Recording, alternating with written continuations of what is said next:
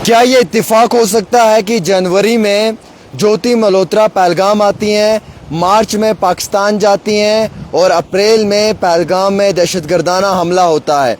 2 साल में 3 बार का विज़िट पाकिस्तान में ज्योति मल्होत्रा का, पाकिस्तान के अंदर मरियम नवाज़ से मुलाकात करनी और पाकिस्तान की अफ्तार पार्टी में भी ज्योति मल्होत्रा का शामिल होना।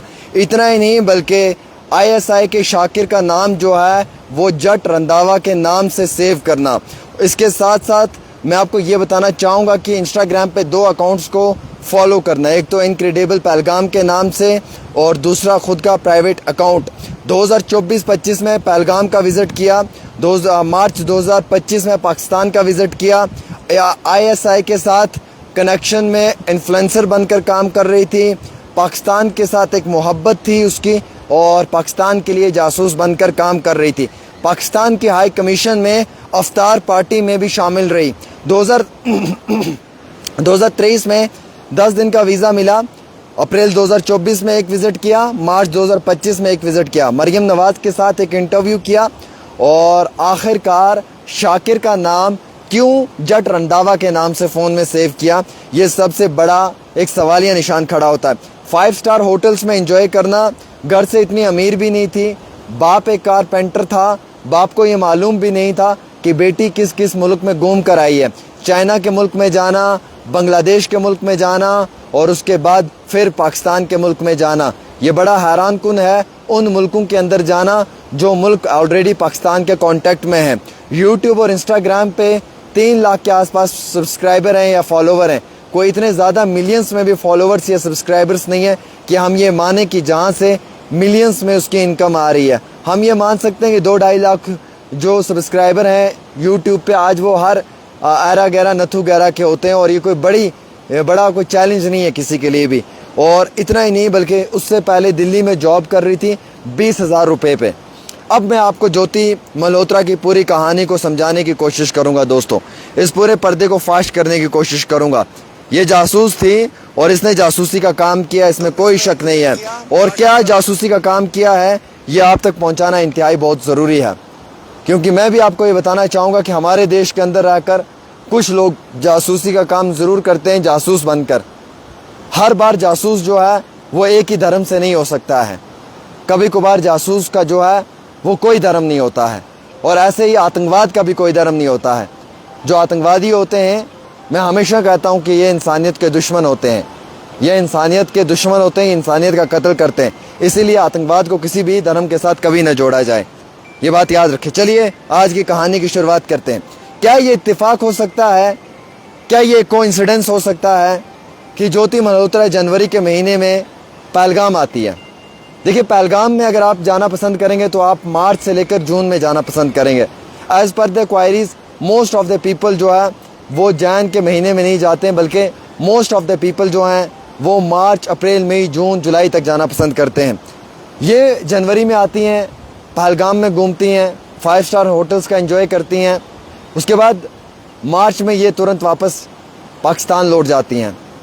पाकिस्तान से होते हुए जब वापस आती हैं तो अप्रैल के महीने में 22 रन पहलगाम के अंदर एक बड़ा दहशतगर्दाना हमला होता है, जिसमें कि 22 टूरिस्ट लोगों की जान चली जाती है। 2 साल में 3 बार वीज़ा मिलना, पाकिस्तान की कमीशन की तरफ से बार बार इजाज़त मिलनी, ये मजाक नहीं है। जो लड़की अपने CM, हरियाणा के CM से नहीं मिल सकती है, वो लड़की कैसे पाकिस्तान के, पंजाब के मरियम नवाज़ से मुलाकात कर रही है और इतनी नज़दीकी मुलाकातें कर रही है, उसके साथ बातचीत कर रही है, उसके साथ जो है वो आराम से एंजॉय कर रही है। बल्कि एक नहीं है, इसके साथ कई सारे और लोग भी हैं, 5 लोग और भी गिरफ्तार हुए हैं। इसके साथ कुछ ऐसे भी लोग हैं जो इस पूरे मामले में इन्वॉल्व थे, जिन्हें गूगल पे से, फ़ोन पे से पैसा भी आता था। ट्रांजैक्शंस 20, 25, 30, 18 हज़ार के हिसाब से आती थी। मरियम नवाज़ के साथ ये ज्योति मल्होत्रा की मुलाकात होती है। उसी बीचों बीच पाकिस्तान कमीशन के दानिश से मुलाकात होती है, दानिश के साथ दोस्ती बढ़ती है, व्हाट्सएप से स्नैपचैट से टेलीग्राम पे बात होती है और दानिश इसे पूरा मोहरा बना लेता है कि आपने किस तरीके से ऑपरेट करना है, ये पूरा इंटेलिजेंस के लिए। अब हिंदुस्तान मुल्क की कई सारी जो इम्पोर्टेंट सेंसिटिव लोकेशंस हैं, उनकी पूरी जो है वो इंफॉर्मेशन प्रोवाइड करना, उनके कनेक्शंस प्रोवाइड करना, उनके लिंक्स प्रोवाइड करना उसमें इसका एक बहुत बड़ा रोल रहता है। इतना ही नहीं बल्कि ये जो ज्योति मल्होत्रा है, ये जो यूट्यूबर है हरियाणा की, इसने अपने साथ कुछ लोगों को और भी इन्वॉल्व कर लिया इस गैंग में।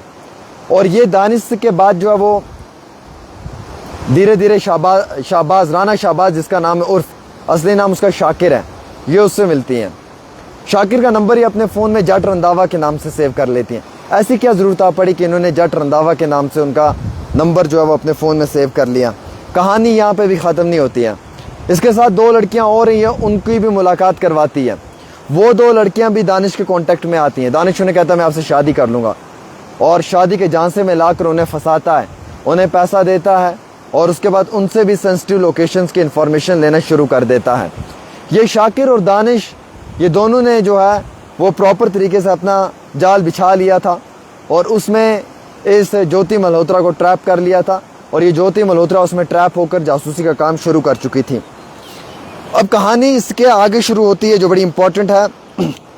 क्या हम ये माने कि जो चीज़ें कोइंसिडेंस हम कही जा रही हैं या हम कहते हैं कि इत्तेफाक की बुनियाद पर हैं, ये पहलगाम के दहशतगर्दाना हमले से मिलती हैं? क्या अब ये माना जाए कि ज्योति मल्होत्रा जो है वो की एक्यूज्ड है इस मामले में? ज्योति मल्होत्रा जो है वो पहलगाम के इस दहशतगर्दाना हमले में इन्वॉल्व है और कहीं ना कहीं इसका भी एक रोल है। क्या हम ये माने कि ये ज्योति मल्होत्रा जो है वो इस पूरे मामले की जांच पड़ताल में थी, इन्वेस्टिगेशन में थी, लोकेशन सेंड की सारी चीज़ें जो हैं वो पड़ोसी मुल्क को पहुंचाने की कोशिश की इसने?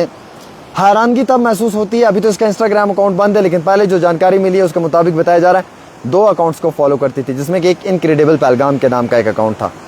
उस अकाउंट से मुराद क्या, मकसद क्या है, वो अकाउंट किसका था, वो कहाँ से रन हो रहा था, सरहद के उस पार से चलाया जा रहा था, वो अकाउंट के साथ कौन से लोग हैं, वो जानना बड़ा इंपॉर्टेंट है, जिसमें इसका एक बहुत बड़ा रोल रहता है। पाकिस्तान और चाइना का आपको मालूम है कि इस वक्त कैसा रिलेशन है, और ये उसी चाइना कंट्री का विज़िट करती हैं। एक आम सी इन्फ्लुएंसर जिसके 2 से 2.5 लाख अपने यूट्यूबर सब्सक्राइबर हैं, लाख अपने इंस्टाग्राम के हैं, उसकी कमाई कितनी हो सकती है? आप कोलैब भी देख लें तो उसके अकाउंट पे इतने ज़्यादा नहीं थे, आप स्पॉन्सर्स देख लें तो उसके इतने नहीं थे। कितनी ही कमाई कर सकते, और इतने ज़्यादा कंट्रीज़ का विज़िट करना नॉट ए जोक। वो मलेशिया चली गई, चाइना चली गई, बांग्लादेश चली गई, और भी कंट्रीज़ में चली गई, 5 स्टार लाइफ जी रही है। ये इतना पैसा आ रहा है, ये कहाँ से आ रहा है? सोशल मीडिया इनकम भी इतनी नहीं थी। 2-2.5 लाख फॉलोवर या सब्सक्राइबर आज के टाइम पे यूट्यूब पे होना कोई बड़ी बात नहीं है, हर आम इंसान के हो सकते हैं, ये कोई बड़ा इतना चैलेंज नहीं है किसी के लिए भी, और कमाई भी उसकी इतनी ज़्यादा नहीं थी। तो फिर इतनी लग्जरी लाइफ कैसे जीना? 2023 में 10 दिन का वीज़ा मिला, 2024 में अगेन विज़िट किया अप्रैल में, मार्च 2025 में अगेन विज़िट किया। 3 विज़िट इसके होते हैं 2 साल में, और पाकिस्तान की मरीम नवाज़ से मुलाकात करती हैं। ये बड़े हैरानगी की बात है, इतने बड़े लोगों से मिलना, अफ्तार पार्टी में शामिल होना, उनके इतने बड़े बड़े लोगों के साथ बातचीत करना, ये अपने आप में ही चौंका देता है कि क्या ज्योति मल्होत्रा क्या वाकई में ही एक बहुत बड़ी थ्रेट थी अपनी कंट्री के लिए, अपने देश के लिए एक बहुत बड़ी थ्रेट थी वो, और अपने मुल्क के अंदर बैठकर वो इस तरीके की गलत साजिशें कर रही थी, गलत रवैया अख्तियार कर रही थी, जिसकी वजह से ये सब हुआ। अब आप देख लीजिए कई सारे लोग जो हैं वो सरहद के उस पार से अकाउंट ऑपरेट करते हैं, उन लोगों ने अकाउंट्स यहाँ के बनाए होंगे, लेकिन ऑपरेट वो उस पार हो रहे हैं, वो कमेंट कर रहे हैं, उस पार से कमेंट कर रहे हैं, वो पूरा अपना रैकेट चला रहे हैं सोशल मीडिया के ऊपर, कई सारे लोगों को ट्रैप करने की कोशिश कर रहे हैं, कई सारे लोगों को वो फंसाने की कोशिश कर रहे हैं। मैं हैरान इस बात से हूँ कि ये ज्योति मल्होत्रा इतनी बड़ी सोशल मीडिया इन्फ्लुएंसर नहीं थी, फिर एक आम सोशल मीडिया इन्फ्लुएंसर की लाइफ स्टाइल इतना लग्जरी होना, यह अपने आप में एक बड़ा सवालिया निशान खड़ा करता है। जिसकी इनकम इतनी नहीं है और इतनी कंट्रीज़ का विज़िट है, पाकिस्तान के हाई कमीशन में अफ्तार पार्टी में बुलाया जाता है, जो मरीम नवाज़ के साथ मिलती हैं, किसी छोटे कॉन्टैक्ट के साथ नहीं मिल रही हैं, बहुत बड़े कॉन्टैक्ट के साथ मिल रही हैं। मतलब हम ये माने कि पाकिस्तान के प्राइम मिनिस्टर के साथ वो मिल रही हैं, और वो मरीम नवाज़ का मैं इसलिए कह रहा हूँ क्योंकि वो उसी ख़ानदान की जो है वो बेटी हैं, तो अगर वहाँ तक मिली हैं तो आप मान सकते हैं कि कहाँ कहाँ तक नहीं मिल सकती हैं, किसके किसके साथ नहीं उसकी मुलाकात हो सकती है। और फिर सोशल मीडिया के ऊपर जो है वो काफ़ी पॉजिटिव इमेज शो करना, कई बड़े सवाल हैं। अब कम से कम ये चीज़ एक्सेप्ट करनी चाहिए उन लोगों को जो लोग ये कहते हैं कि आतंकवाद का धर्म होता है, उन लोगों के लिए ये चीज़ एक्सेप्ट करनी चाहिए कि आतंकवाद का कोई धर्म नहीं होता है। आतंकवाद का कोई धर्म नहीं, आतंकवादियों का कोई धर्म नहीं होता है। वो किसी भी धर्म से हो सकते हैं क्योंकि वो इंसानियत के दुश्मन हैं। वो पार्टिकुलर किसी एक कम्युनिटी या एक कौम से नहीं हो सकते हैं। वो कोई भी हो सकता है, किसी भी कौम से हो सकता है, किसी भी मज़हब से हो सकता है, किसी भी फ़िरके से हो सकता है, किसी भी तक़वे से हो सकता है।